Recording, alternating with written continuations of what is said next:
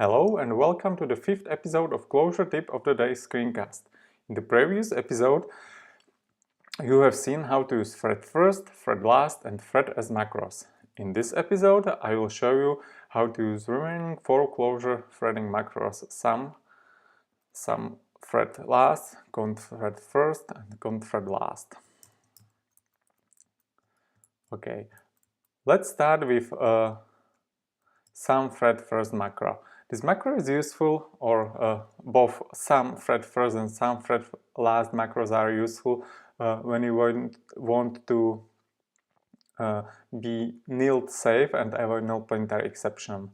We have a small little function add bonus, which just multiplies salary by given bonus. It works perfectly well with a person which has a defined salary, but unfortunately it blows when we call it a person without salary and we got a null pointer exception. In this case the fix is easy, just use sum thread first macro, and in this case we get nil, and if you use it on person with salary, we get the proper result again. Similarly, sum thread last macro can be used when we need to insert the argument in our functions which we use in a threading macros. Expect the argument to be inserted into the last position, so now we have different functions which expects the work as a second argument. So we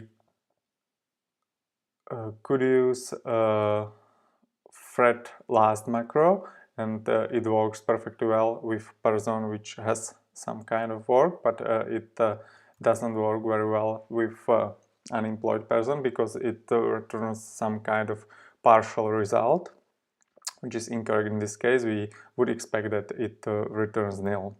Again, this is easily fixed by using sum thread last macro, and as you can see, we get nil in this case. Okay, there are 2 more threading macros.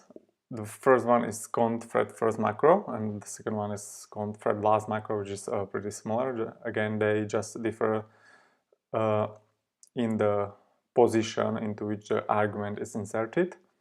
Count threading macros are interesting because unlike the usual threading macros, they provide a conditional evaluation of each step in the pipeline. So we have 2 functions, elixir of life and parent, and we want to do some updates or enrich the original person data structure based on some conditions. Let's run site debugger and see how this is evaluated. So we start with person, for which elixir of life returns false. That means that the subsequent update in function call is skipped.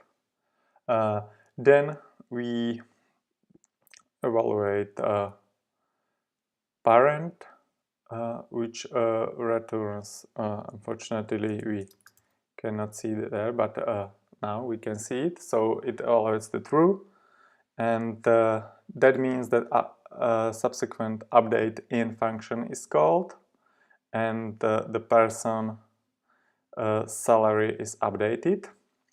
And finally, the final condition is true again, and so the final assoc is called, and we get our final result, which means that the salary has been updated and that the tag old has been added to the person.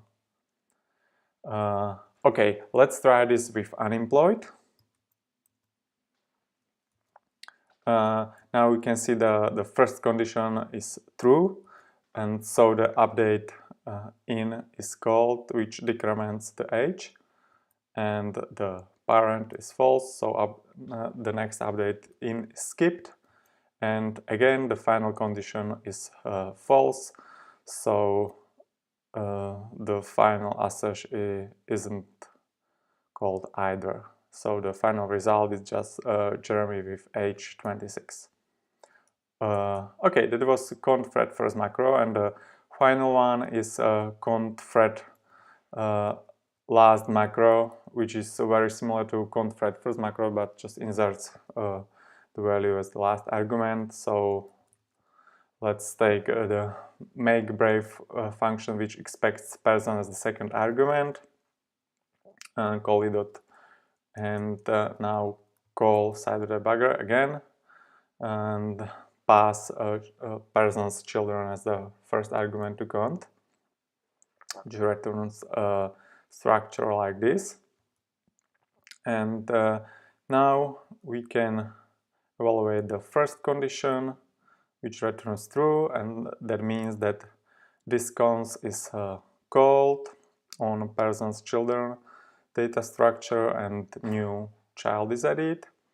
And the next condition evaluates again to true, and that means that children are filtered by age, and